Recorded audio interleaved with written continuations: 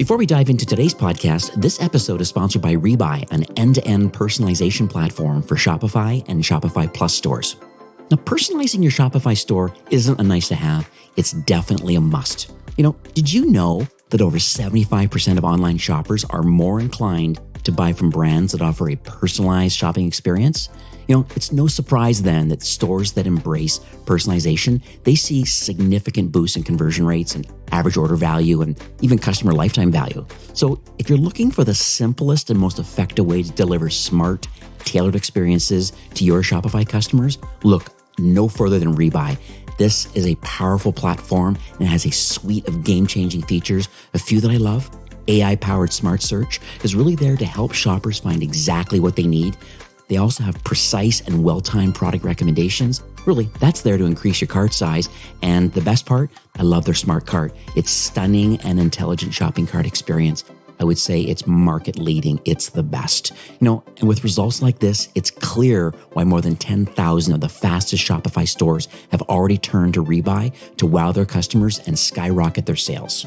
So don't miss out on the personalization revolution because it's happening right now. And as a special guest to Ecommerce Fastlane listeners, Rebuy is offering the first 45 days absolutely free. And all you have to do is go to rebuyengine.com/Fastlane. And there you can sign up and get going on this platform absolutely free. You're listening to Ecommerce Fastlane, the podcast show to help you build, manage, grow, and scale a successful and thriving company, powered by Shopify.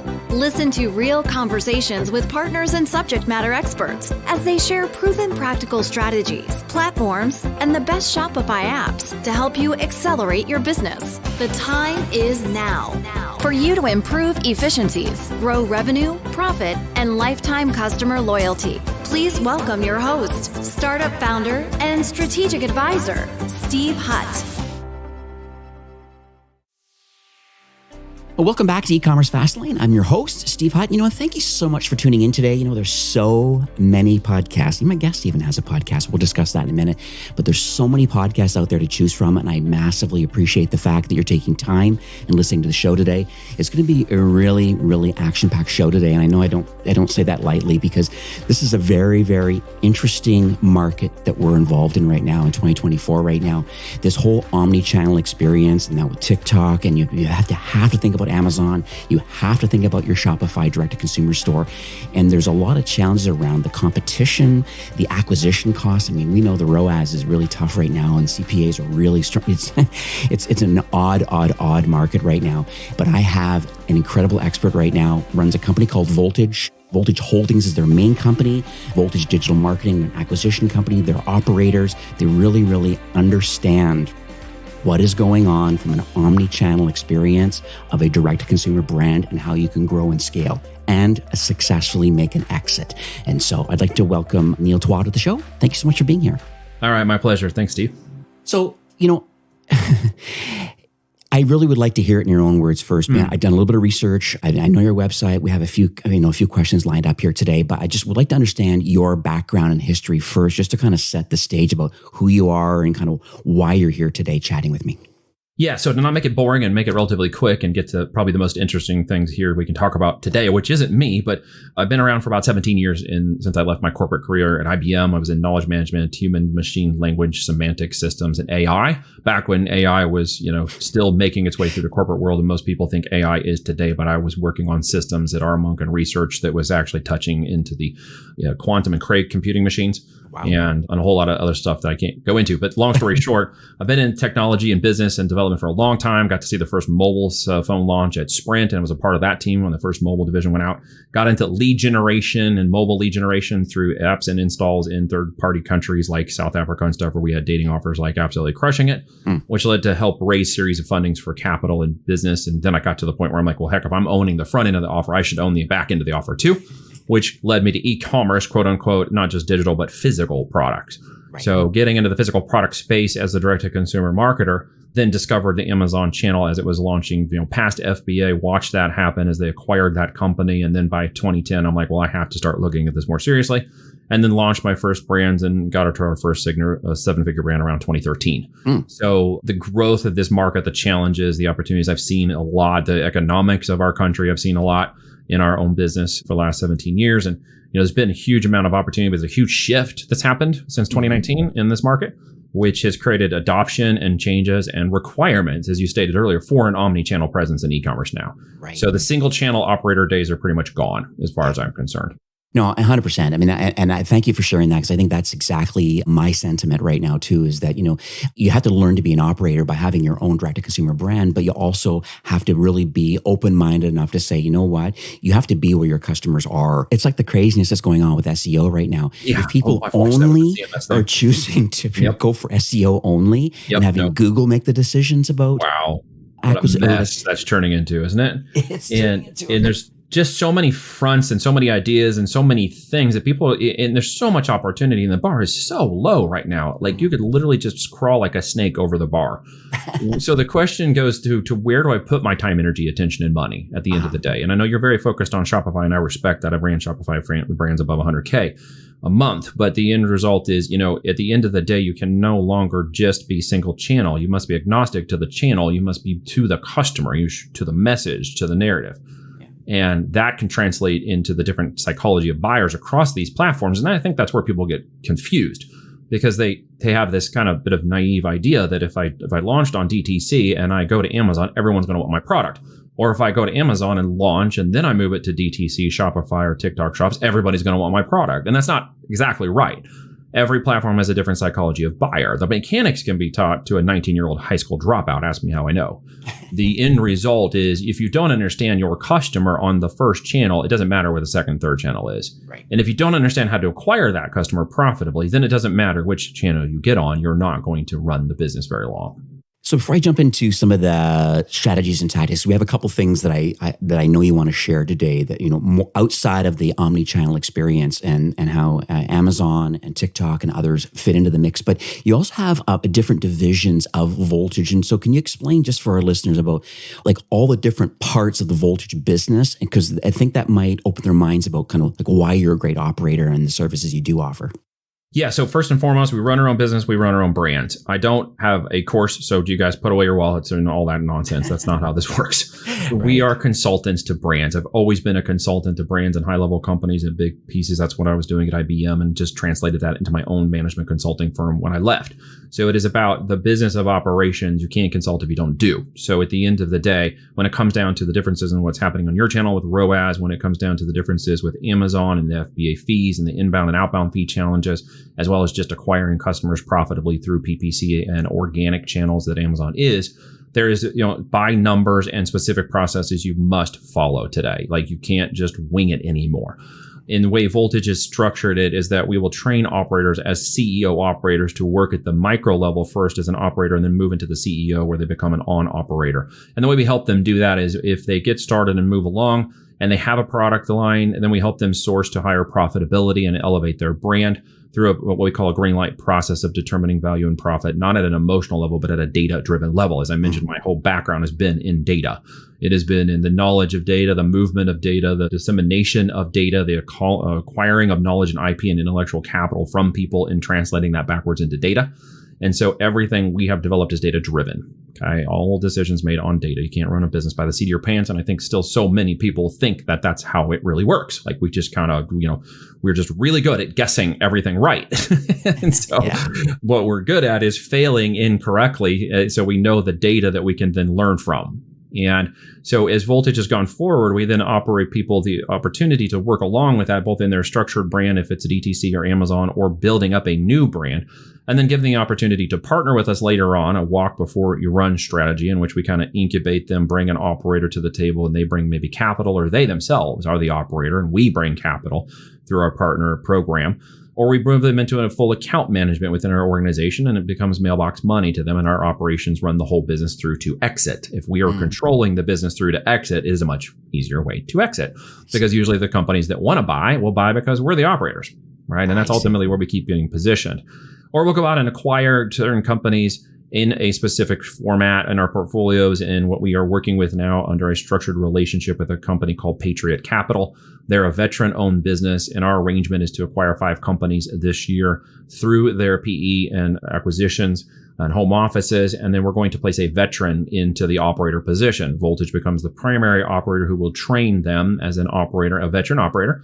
And then in 60 months after they're fully trained, vetted, and go, we will then subjugate ourselves to the secondary operator place, and they will take over primary operator, at which point they have an opportunity to buy the company back from us. And we will help them structure the profitability and growth and the payment through the 60 months in which they're operating the business, so that they don't have to pay anything to grab the business at the end of 60 months.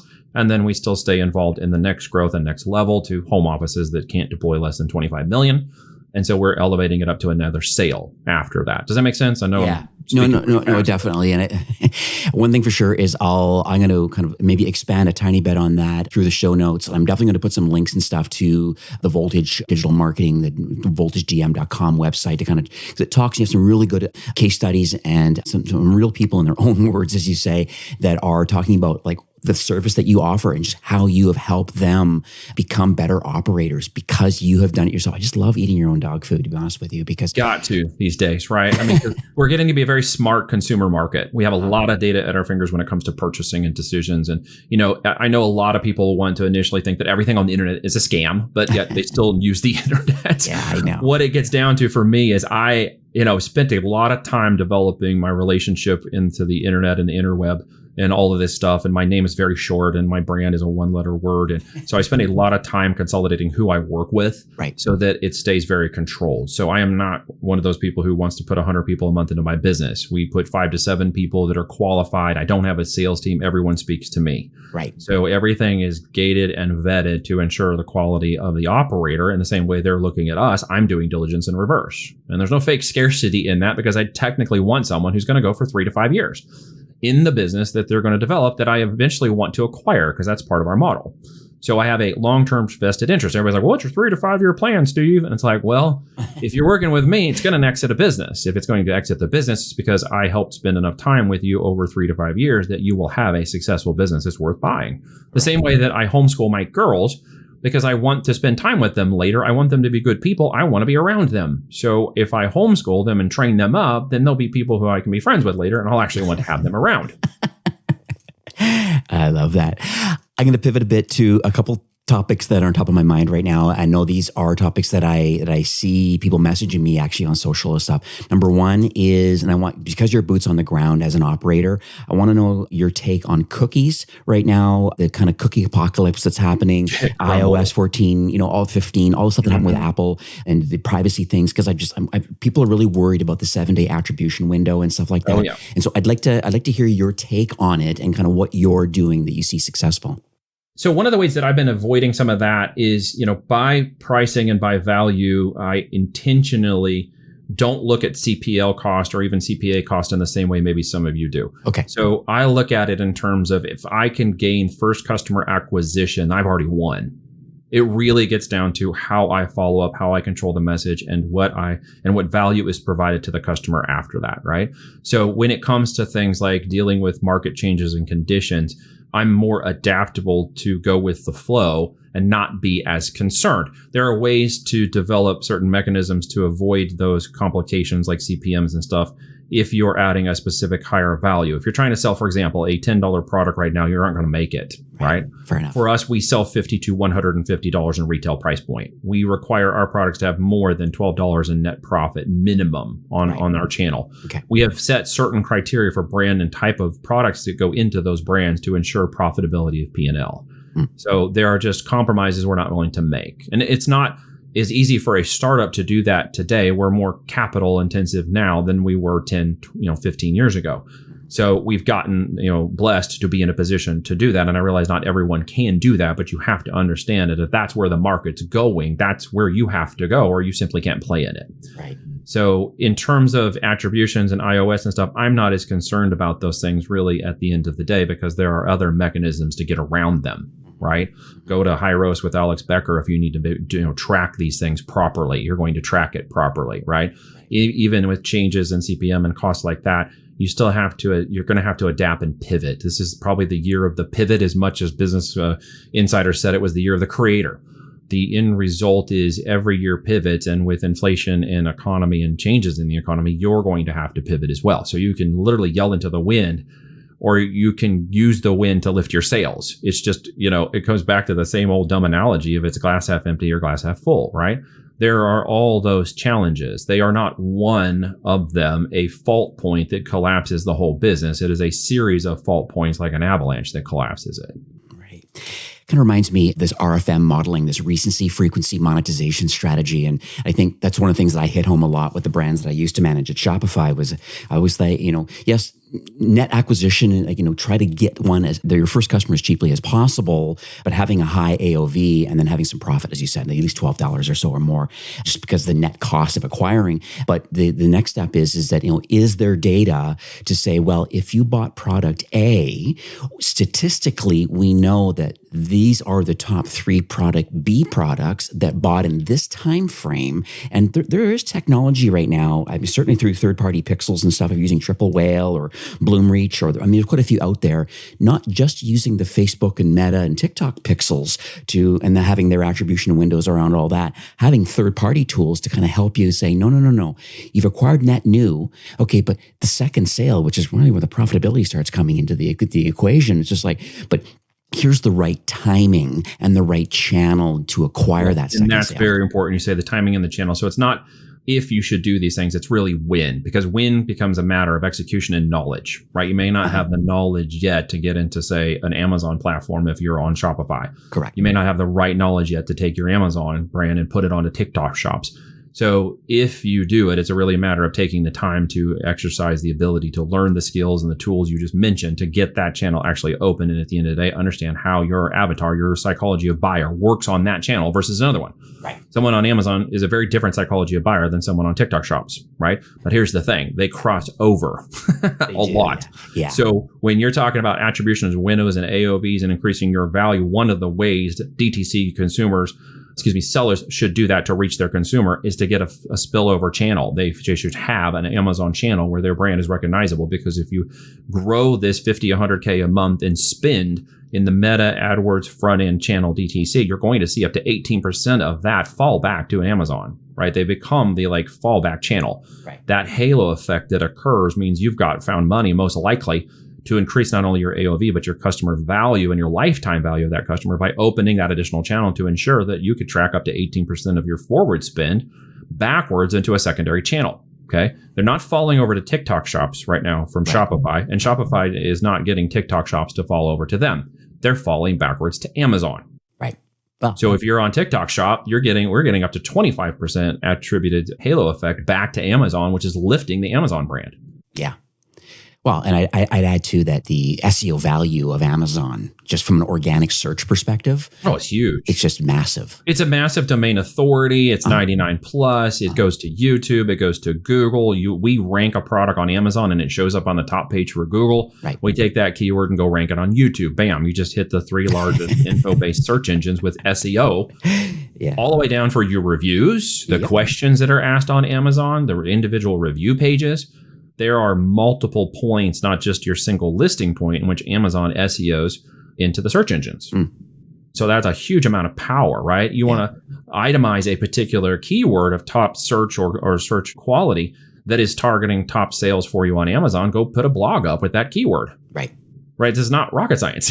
No, 100%. It's just execution. And I think a lot of people hear me and they go, gosh, Neil, that sounds like a lot. Yeah. But it's time. It's when you do it. You should be doing it in steps. So what's the strategy really come down to at the end of the day? Mm-hmm. I personally like to incubate brands on Amazon because I know there's 150 million buyers and it solves some of the ROAS CPM problems for direct to consumer. I can prove very quick that I can get a brand organically moving in Amazon. PPC costs in Amazon, while they've risen to an average of $1.45 CPC. Mm-hmm. If my products and retail are high enough, then I don't care what my A cost is, my average cost of sales. What I'm actually caring about is what my tacos is, my total advertising cost of sales. And what my bigger metric that we target at Voltage is to go after the CLTV. And our CLTV, a customer lifetime value, manages to match, when we do our what's called our 5x5 playbook, the $1,000 that an average Amazon consumer spends in a year on that platform. Amazon's told us that. So if that means that what? I have to have both product. I have to have a good AOV. I have to have additional products or additional subscribe and save products in that platform to reach that much sales with my customer. So if you think about it from a base perspective, if you're a new seller on Amazon selling a $49 product, how many times in a year do you have to sell that to get to 1,000?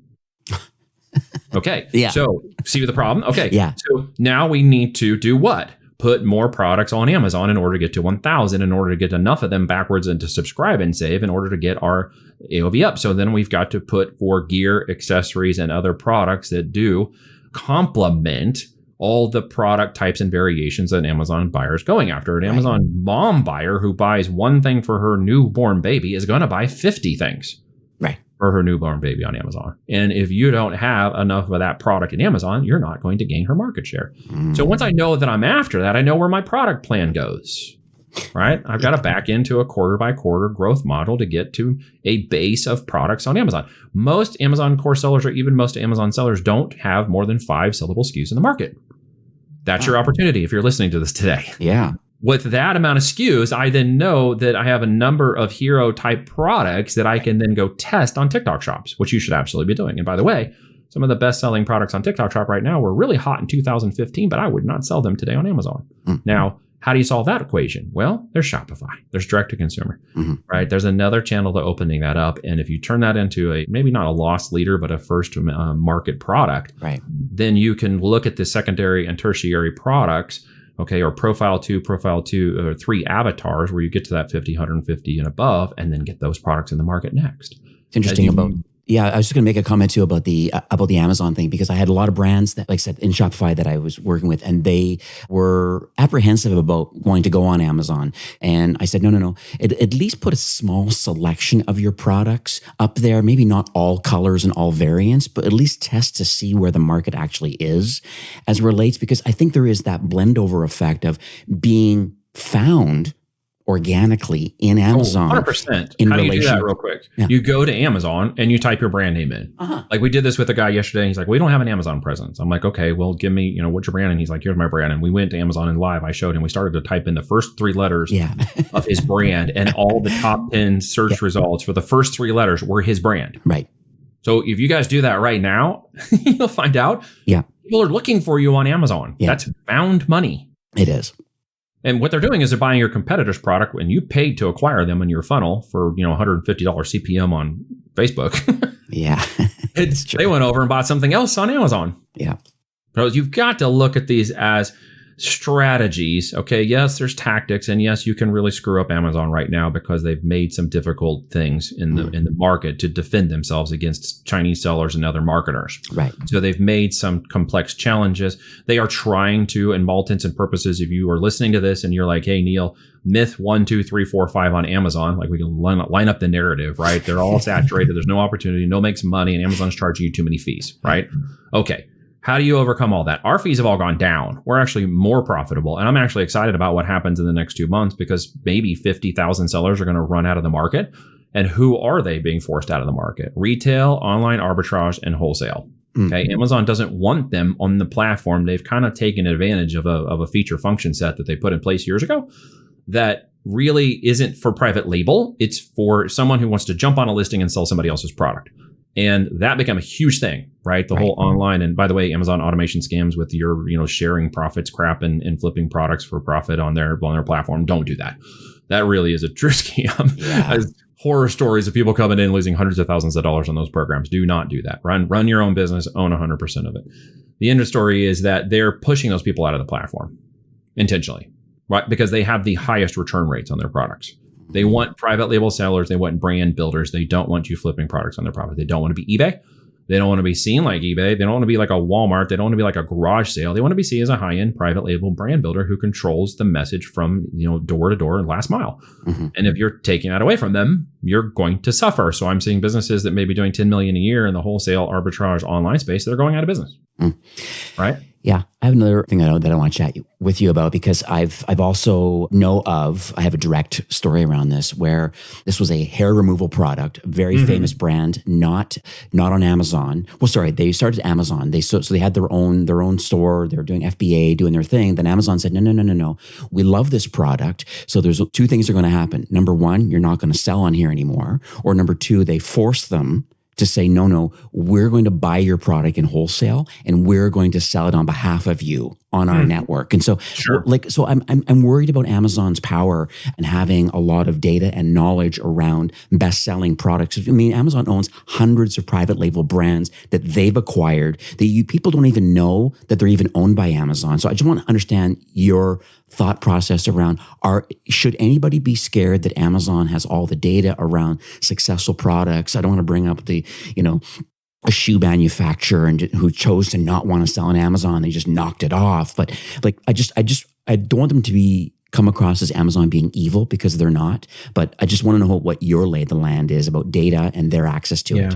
Well, I wouldn't go as far as, of course, I agree. I wouldn't say evil. Opportunistic? Yeah, possibly. Okay. As a policy, are they going out and stealing people's brands? No. As a bad actor inside of their companies, are they going out and taking products and doing some of this product management stuff? Yes. Yeah. They've had bad actors, and one of them, they're getting sued right now from a guy who proved that they basically knocked off one of his brand product. Right. And so they should be held accountable for that. But ultimately, that's not a policy. It's a bad actor. I see. We've had some of our clients, where we discovered that one of the brand managers was being paid like $6,000 to knock them off, right, by a competitor.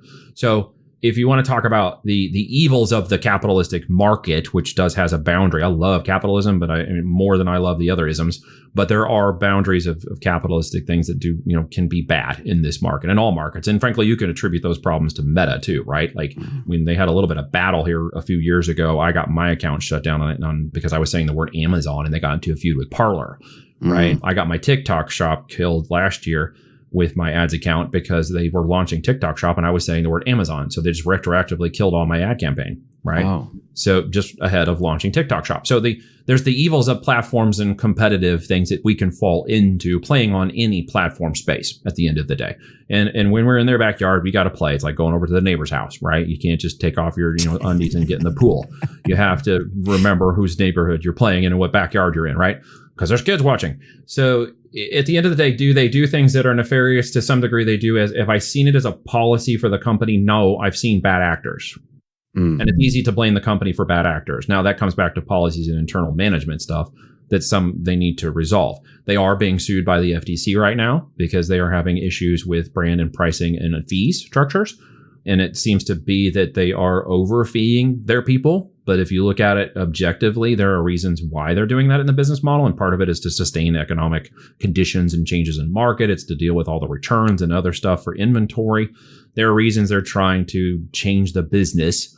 And there are people who are going to get caught up in that because they've been sold, a bill of goods in many ways. Right. Like you can get rich off wholesale and you can't. I ran a wholesale division at 8 figures at 7% net profit. And I had, brands running with operators that I was barely touching at 30% net profit. So on the private label versus wholesale, it sounds sexy, but the margins are really low. Maybe if you can get to 13% net profit on wholesale, you're doing it really good. But with inbound storage fees and outbound and ability to move that product, and all of a sudden you've got to get 3PLs or put it into Amazon warehouse distribution, AWD, all of a sudden you're losing a lot of profit. So you see those market conditions and you need to look at the pros and cons. Amazon, I jokingly analogize it like a hammer. Right? You can buy all kinds of different hammers and they'll do all kinds of good and you can use them to build amazing things, or you can smash your thumb, or they're like the third tool used to kill people behind baseball bats, right? Yeah. So they can be used for bad and they can be harmful if used improperly. So when we're playing on these platforms, you just got to sort of play by the rules and you have to sort of navigate it into certain areas and ways where you see your opportunity. And that is our ability to pivot. And if you can't pivot with the marketplace, you will fall victim to it. I want to talk about Amazon's fulfillment options for D2C brands. So there could be a wholly owned warehouse. You could have a 3PL. You can use FBA and hand over your products there. There's also the e-commerce fulfillment option available through Amazon. So what's your take on any of these and why people need to choose one or the other?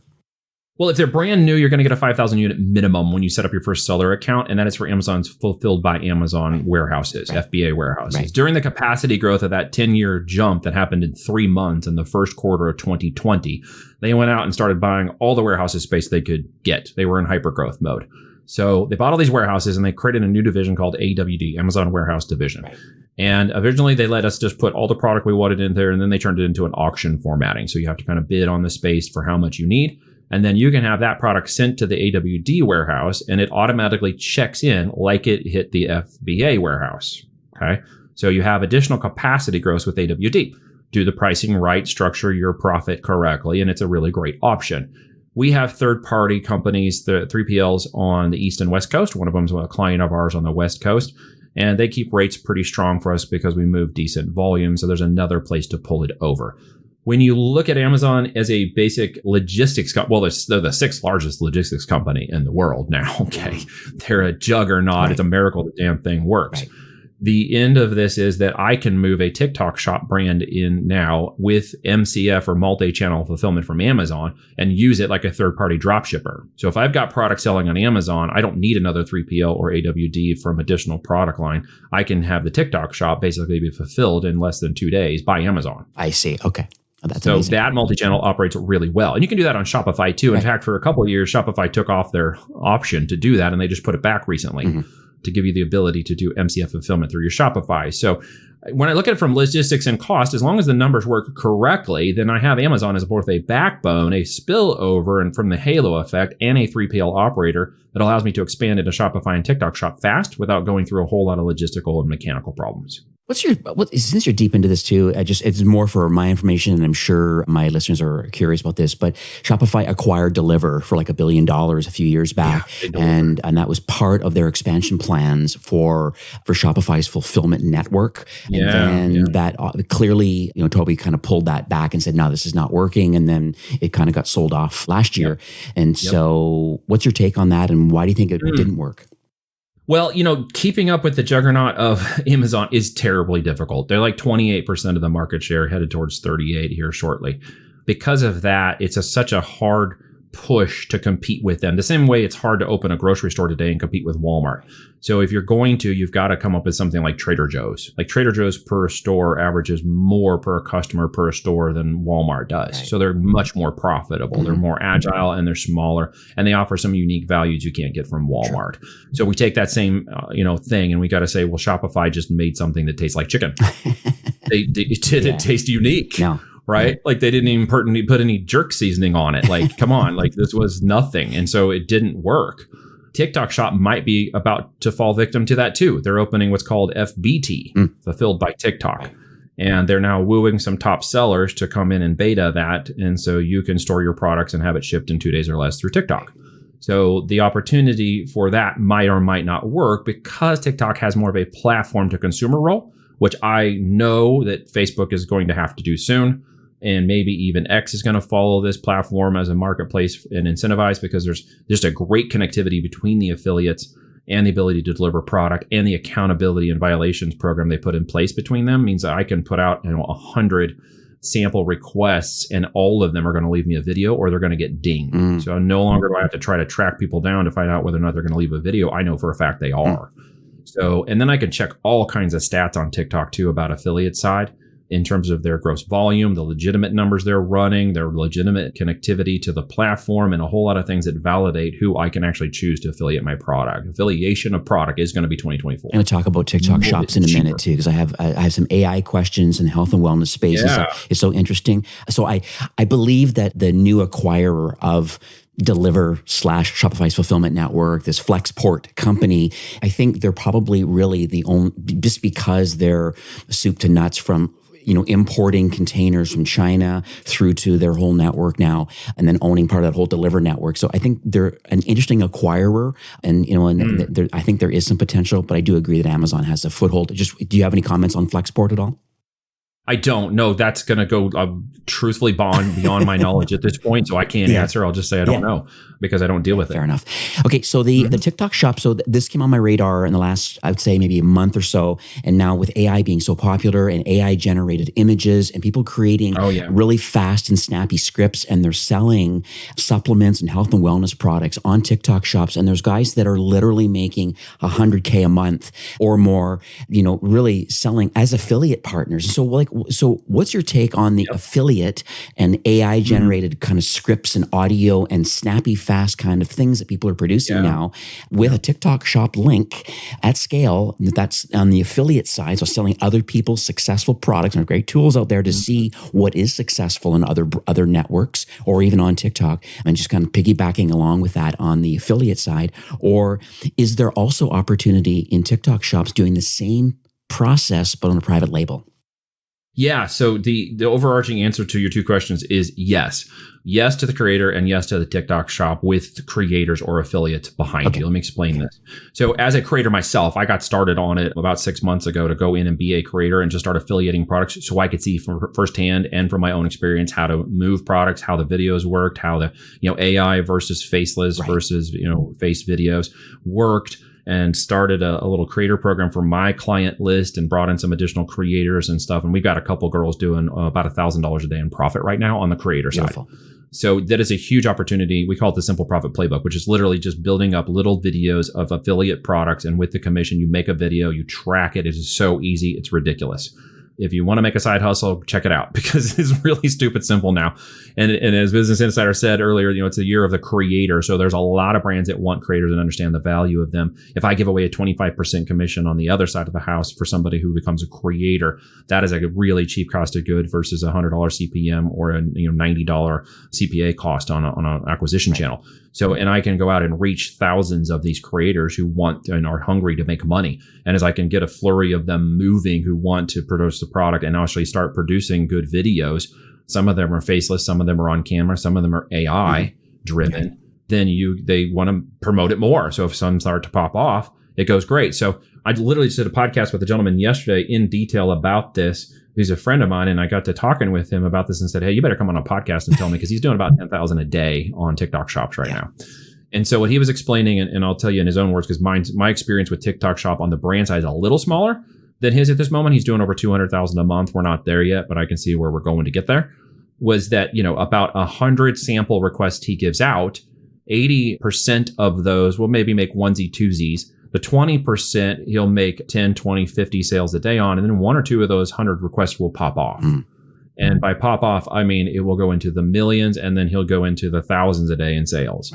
And when they start to see that, other affiliates are like, hey, this thing's trending. I want to pick up on it. So then they go out and make sample requests and pick up. He gave away around $20,000 worth of inventory through sample requests, and it turned into about a $200,000 a month business. 80% of that is organic affiliate sales. 20% of it is CPA through TikTok shop. And he actually maxed his ability to spend around $2,000 a day. So there's actually a limitation on the amount of bandwidth, and the language and learning models are not there yet. And they're not moving into the niches within niches in terms of the power of, say, metadata. So you can't get to $10,000 a day spend right now. So there's simply a limitation to that. But where can you gain the opportunity? And that's on the affiliate channel. So once again, to just summarize, on the creator side, we got people making thousands to tens of thousands to hundreds of thousands a month just being an affiliate creator. Just be very careful with what kind of products you promote right now, because you don't necessarily want to go and, pump a bunch of supplement products you don't really know the truth about. Okay. But there are all kinds of other product opportunities to make between 20 to 30% commissions. You upload the video, it goes. If something pops off, you do it again, 5, 10 times a day, you're making videos. Just do it in mass and something will kick off, and then follow the one that kicks off by simply repeating it 5 or 7 more times. And you got yourself the possibility of making, $10,000 a month. It's not unrealistic to do that extremely fast and literally in the next 30 days. Yeah. So it's a huge opportunity for the creator side. Now, again, the private label side, to go and summarize that, affiliates. When you get into the TikTok shop and you get your products on there, go and send requests. We use a bot that I have tested, a couple of market bots, and they're not cheap right now because there's no competition. So they're charging you like $500 to $600 a month for these bots. And pretty soon they're going to be about $100 a month. But right now, there's not a lot of competition. And in fact, I've got my developers reverse engineering one because I'm like, I'm not going to put that out for 10 or 15 brands. So you guys are going to need to develop one of these and we'll run it internally. But it was sending around 2,000 to 3,000 messages a day to affiliates. Okay. And we were getting between 50 to 100 requests a week for our product. So it is an extremely early, fast moving adopter opportunity to basically take 6 to 12 weeks from if it's a dead start of a brand or you've got a brand you're moving in. By the time you give the product sample request, let it take about 30 days to send out, 15, 20, 30,000 messages and then get up to 100 sample requests out the door. That'll take you about another 6 to 8 weeks for it to mature in the market and then watch what happens. If you got a good product that's in demand, that's validated on Amazon or Shopify channel, you're really going to watch that you don't have to, per se, get the narrative right of the psychology of the buyer on TikTok because the affiliates are going to do it. So it's a very fascinating crossover that you don't have the same kind of challenges on a Shopify to Amazon crossover. Right. No, it definitely does. No, 100%. And I know they're going to make the videos because they're going to get dinged on their creator account if they don't. There's a 2-week accountability period to post that video or they get dinged and lose their creator account. So every sample I give out is going to get a video. And I actually, before I kind of go to my next question, it's so interesting too, because I've also seen there is some platforms out now, maybe this is kind of what you're talking about right now, that actually talks about this, I guess looks at the data on TikTok and finds out products that are selling well and gives creator, I got a Cladina or for the name. Kaloa data is one of them. What's it called? Kaloa, K-A-L-O-A data. Maybe that's it. Kaloa data. It's one of these ones. And so so there is technology out there to saying, hey, what is currently working? And if you really just kind of want to get on the bandwagon as a creator, this is one way of doing it and have your own spin on either an AI generated video, headlet, whatever you're doing, that certainly could be an option. But I also think, hey, if you're in this same private label market and there's a certain kind of a competitive product that's doing well, maybe there's some learnings out of, well, what are other creators doing selling a competitive product and what can we do to model that success?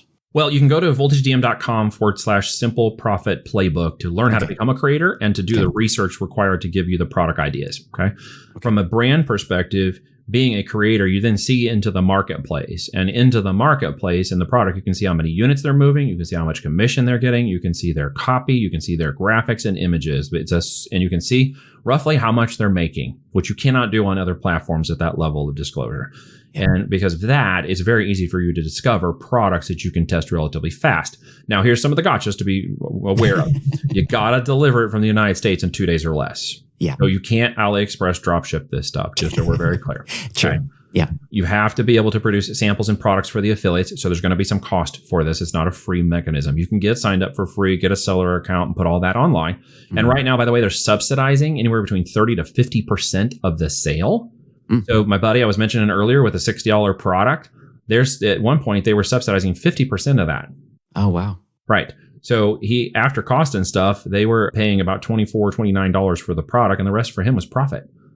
So they are also lowered fees. They were 0 to get out of the gate. They are now doing roughly 3 to 6% based on where your volume is. And pretty soon they'll be at 8%. Now, think about it, right? From a platform fee, the average is on Amazon at 15%, but can go higher than that. It's a little lower for certain categories. Ones we don't play in, like clothing, they lowered that down below 15% for clothing, but we don't play there anyways. So the average is around 15. So on TikTok, you'll have about 8% soon for their market platform fees. But if they keep subsidizing even 30% of the product, it's stupid for you not to. And they're offering free shipping. So if you use the TikTok shipping, it's free. So you can add that back into your profit bottom line. So you can get your brand going, get your profitability going, get your products out there. And as these change, you'll need to pivot as they put their fees on, which they will do. But right now, you have so many opportunities to test it. It's just stupid for you not to do it on the shop owner side if you got a product and brand that's not currently setting in there. Yeah. So I'll put it in the show notes, voltagedm.com and then /simple profit playbook. And then you can go there. How to be a creator. Yeah. Why not? There's all. I make a couple grand a month passive just putting up stupid videos myself that don't even have my face on them. Yeah, there you go. It was proving the market concept. It's fascinating though. If somebody goes in and really doubles down 5, 6, 10 videos a day, it is just a matter of time before one of those goes viral. And I've got a guy that did this the other day. He made about $170,000 in sales on a product from 2015 on Amazon. You wouldn't sell it today. He got this hook and it had like 10,000 comments and he made, the gross volume was about 170,000. After commissions, he cleared somewhere around 75 grand. It's lovely. Crazy time. I know. I want to talk about industry narratives and some misconceptions. It's one question that I think is so interesting to me because I think a lot of people, one I can think right away is Amazon, like, what's going on? Is it saturated? And I'm sure you have a take on that, but like, what are any misconceptions in this field of kind of direct to consumer and multi-channel marketing? And is now a good time for you to maybe address or debunk some of these narratives? Some of the myths, right? Is Amazon saturated? Yeah. There are saturated products on Amazon. They're not saturated brands. Okay. You understand the difference? Yes. Absolutely. I think a lot of people get caught up because they're operating at that product level because they're treating it like a side hustle or a hobby business. If you're going to be a seller on Amazon, you must be a professional seller. In the same way, you must be a professional business developer if you're going to go omni-channel, and you must turn yourself into a professional business operator. The side hustle concept of these platforms are operating with private label and physical inventory simply doesn't work. If you need the side hustle and you need to maintain some extra cash, then find a side hustle that is more digital marketing, or go be a creator that doesn't involve you in the logistics and business side of running an operation. You simply won't make it. Or get the knowledge. You either invest in the knowing, I would do that first. or you invest in what you know, right? Yeah. So there are saturated products that people fall into, but vanity metrics like revenue or vanity metrics like how many units it moves a day on Amazon, I don't give a blank what it moves for somebody else. I care about what it moves for me. And so if I use that as a gauge, then I can use that as an opportunity to grow forward. So some of these myths that these are saturated is because people are using the same tool sets to all end up in the same locations. The same way a lot of people at Shopify go on in 2015 through 2019 and all end up with AliExpress products all competing with each other. Yeah. Because no one pivoted into brands. And very few people did and are having great success now that they moved out of that space and pivoted into brands, right? And that's your opportunity. Sure, start as a side. Sure, if you still got your 9-to-5 lifeline, or you got a business, or you're doing something else in real estate or whatever else you're doing. Yeah, you can start it as a side hustle. Just mentally don't treat it that way, right? This is a misconception, I think, that's pushed through courses and programs and hopium guru dealers on YouTube, right? They're just handing them out like dime bags, and everybody wants to suck it down because there's some desperation in the market. I get it. I've been bankrupt before with 3 little children. I know what people feel when it comes to desperation and money. Right. I'm not opposite of that effect. I am not in that position anymore, thank you God, but I have been there. And so I understand that concern and desperation, but that is also your opportunity to slow down, take a deep breath, and realize that if you want to change yourself in 3 to 5 years, you have to do these things right now. That's another myth of the online marketing world that we have to debunk today. It takes 3 to 5 years to build a real business. Okay. Understanding that if you don't do it correctly with the end in mind, by the time you get to 3 to 5 years, you're going to be the 80% of the statistics of businesses that actually fail. Believe it or not, when you go look up the Department of Commerce and stats from some of the pollsters, you'll find that most businesses can get off the ground in the first year. They can even be profitable in the first year. And the problem becomes growth, understanding revenues that translates into profits, that translates into growth, that actually gives you the opportunity for scale. Okay. It is a multi-step process in the same way that I see these 20-year-old life coaches. I wish I was as confident as them, right? Out with their check marks on Facebook and other places, acting like gurus, like they have the knowledge. They don't have the experience. Right. Knowledge is application and execution, even imperfectly, because something perfect will happen along the way. That leads you to the knowledge that actually gains you the wisdom. So guys, don't shortcut those opportunities. Failure is quitting altogether. Failure is not a campaign that doesn't work right on meta ads. Failure is not a product that doesn't test right during a market test. Failure is stopping. In fact, when I got started, Steve, in the marketing and online world, you know how many campaigns I ran for my first mobile campaigns before my first one actually popped off? No. 301. Wow. Right. The first 300 failed because they never became profitable. Right. And so the 301st one actually became profitable. And that knowledge curve, that execution, the tenacity, and not to pat myself on the back, I just hate to lose. Because I wouldn't give up, stubborn wise, even putting it on credit cards, and was like, oh crap, I don't know how I'm gonna pay for this, but I'm going to figure this out one way or another. Came to realization that moment of clarity hit on the 301st campaign. And then every campaign after that was profitable. And pretty soon I'm doing thousands a day in profit. So we need to treat these, myths as what they actually are. There's truth in the myth, but please understand that the whole myth is not true. It kind of reminds me too of, there's a quote, I forget how it goes, but it takes like 10 years to be an overnight success. 15 to 17 years to be an overnight success. I know. I'm not a guru. I just play one on the internet. Yeah. The truth of it is that, if you want to understand what somebody knows and you don't want to be scammed into falling into those hopium dealers and getting down the wrong ways and actually sucking the wrong myths, then you have to execute first. Right. You execute first. You realize very quickly when somebody's telling you the truth online. Okay. And I think if anybody's listening to this today and you're not trying, first try, see how far you can get, and then go look for a coach or a mentor or somebody along the way to help you out. Because at that point, you'll be able to, flesh out the differences in their language and say, well, that's not even true. Even in my basic knowledge, I know that's not true. Yeah. What's the whole 0 to 1 kind of concept too, right? I mean, yeah. It's just like you have to kind of do it yourself too, to kind of see where you are and speak the right language and kind of, because no one can teach you like A to Z on how to be successful in D2C. Not in a matter of a few months, not in a matter of a few weeks. Not a hope. Courses are great and the information is good if you do something with it. And we all know that a lot of times people don't do anything with it. So that's my challenge to you, right? Yeah. If you're going to come to the myths, if you want to overcome these challenges of the idea of saturation and all this nonsense, you got to look past that point and say, okay, what am I missing in this, right? And if it's me not executing first to learn and start the process even imperfectly, then that's your best step. That's your best opportunity today, right? Then you will actually listen and understand what the next steps are. And again, saturation and this kind of stuff that people go on about, the idea that Amazon fees are going to collapse the system and these kinds of things, they are by players who are not playing in certain areas. We are 100% private label. Brand building, trademark, registrations, if necessary, patent design and patent pending on the utility side. Right. So you got to look at the intrinsic value of the business and then look at the intrinsic value of where you're going. Don't just discount that as short term, but really think about it as a 3 to 5 year opportunity. I mean, where else in the world, Steve, in our age, have you ever seen businesses make it to 8 figures in 5 years? Yeah, no. These were decades in the making. We can do that in 5 years now. Right. So there's so much opportunity that I think that's what gets confusing for people. Yeah. They start to acquiesce. What should I actually do? Because there's so much opportunity. And then they kind of do that squirrel thing where they jump to thing. And right now the squirrel thing is AI. Well, I told you we were doing AI back in 2000, right? Yeah. So AI is not a new thing. It's just a new idea in application for some technologies that finally reached, some market maturity. We use it now to condense processes that were, manual previously, like listing creation that used to take 2 to 3 days to do copywriting, evaluation, and whatnot. We can do that in 2 to 3 hours now, right?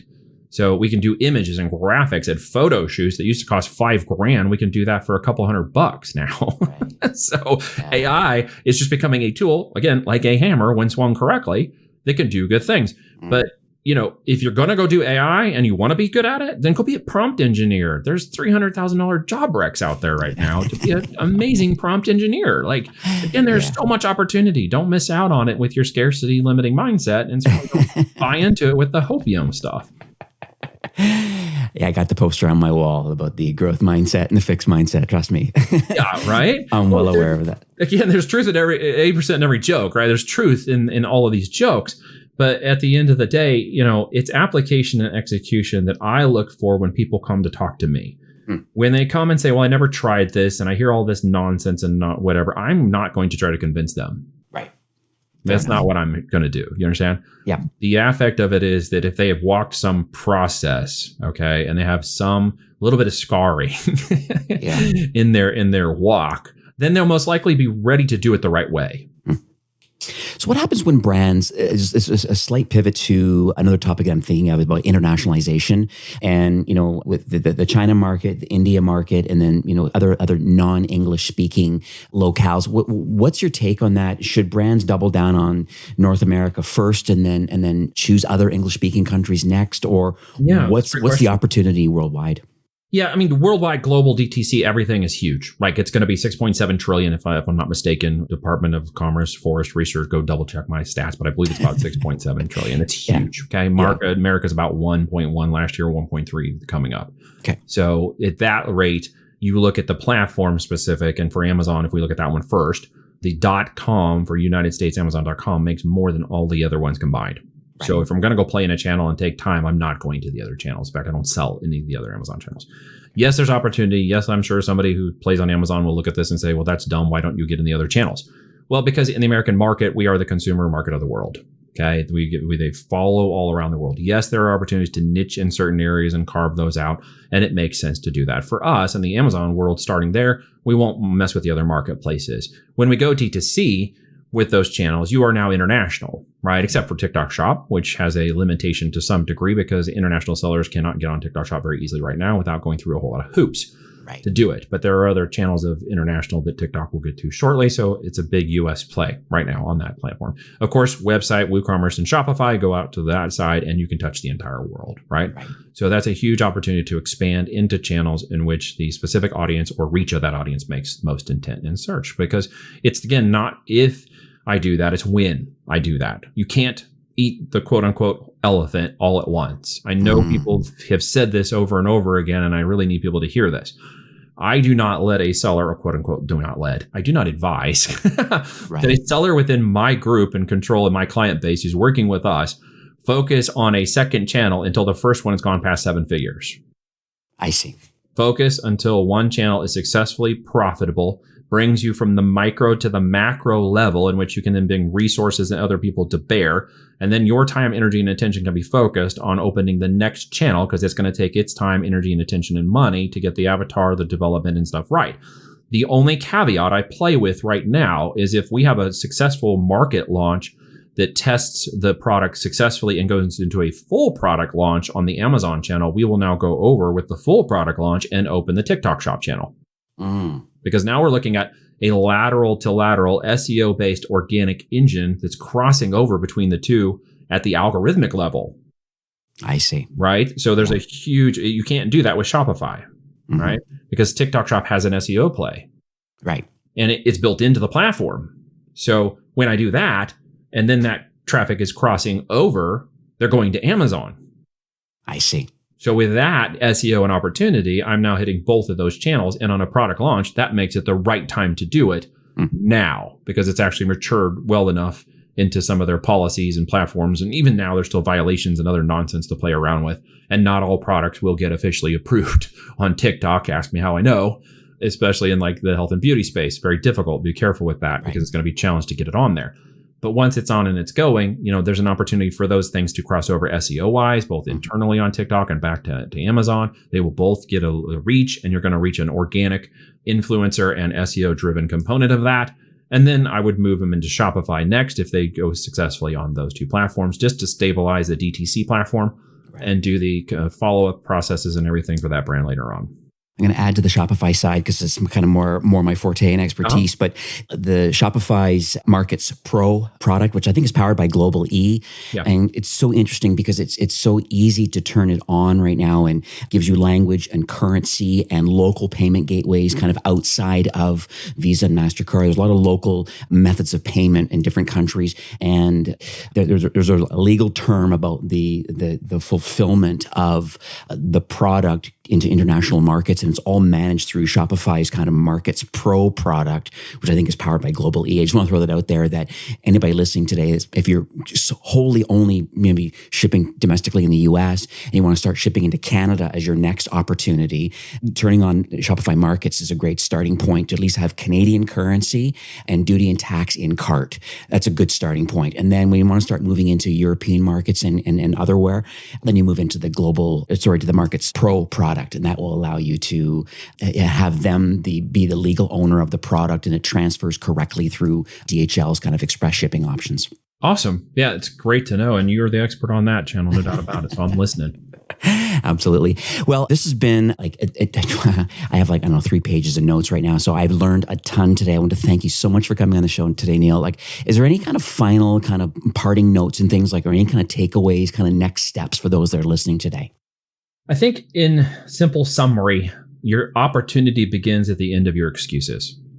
So there's really no reason for you not to get out there today and take on e-commerce, which is really the fastest growing industry in the marketplace. While other things are not penciling in, people are falling to e-commerce for both business buying and business development because it is a double-digit growth industry. Like it or not, we're consumerisms. Both across the world and the United States, we consume everything we can consume.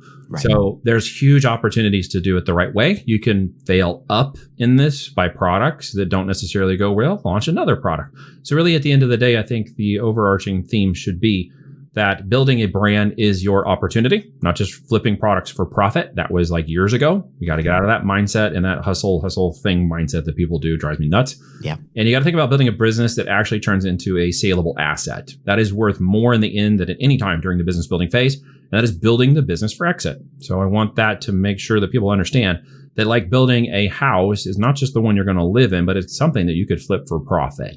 And if you do it the right way, we can have generational wealth moments. Like Daniel SB is about to make a generational exit after 5 years with more than 10 million in clear out when it's all said and done. He has a huge opportunity, and he was a golf course manager when he started, right? So he has no e-commerce experience. So there's a huge opportunity for the digital and physical asset component of these types of models to build in the opportunity for the financial and the freedoms and all the things you know and think and believe most likely that are not myths about this. I mean, I live on 40 acres in the country with my family. We homeschool my 4 daughters. We have a heritage seed garden. We play all the time. We go around together as a family, and that's become a lifestyle driven business model for us because of e-commerce. Right. And it has that opportunity for everybody.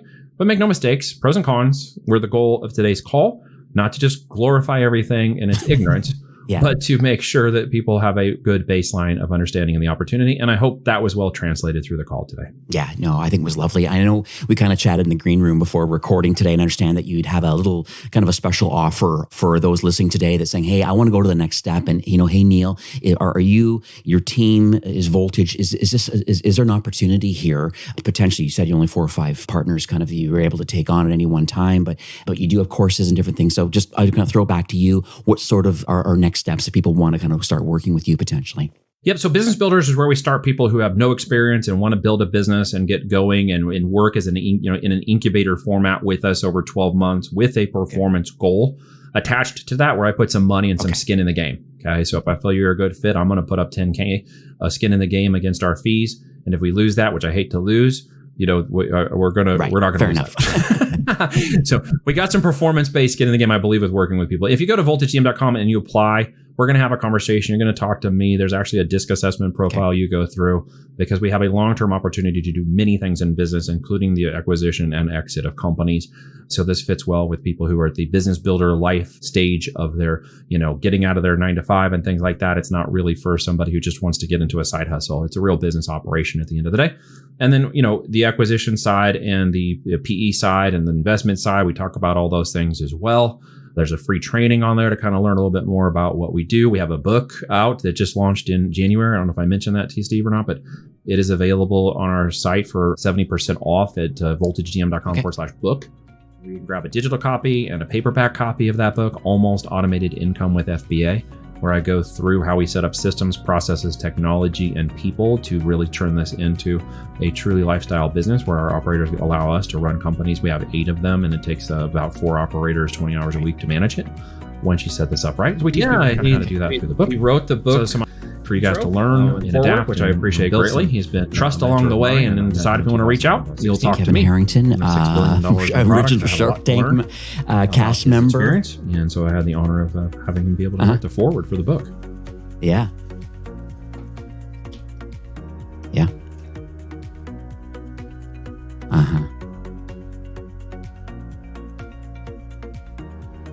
Lovely. Okay, I'm going to have all these links in the show notes, and I'm also going to have a redirect to, all these different landing pages, both the Voltage, the book, the Almost Automated Income with FBA. Also have a link over to the Simple Profit Playbook, and then ways of getting a hold of you. I have your phone number and some details and things like that. That'll be at ecommercefastlane.com/voltage. That'll redirect to a nice, neat little landing page of all these details and stuff. So, Neil, this has been eye-opening, motivational, exciting, aspirational. I mean, here's all the adjectives I want to throw out here, but there is opportunity out there for those that are willing to put in the time, getting your ducks in a row, so to speak, from your business acumen, but getting in there and actually doing the work and learning. So I appreciate that.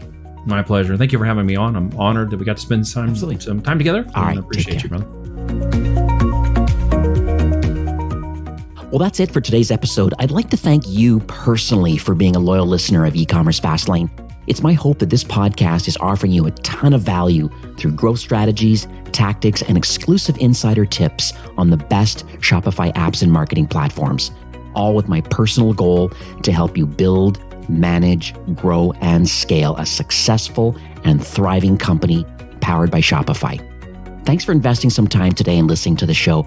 I'm so proud and excited that you have a growth mindset and are a constant learner. I truly appreciate you and your entrepreneurial journey. Enjoy the rest of the week and keep thriving with Shopify.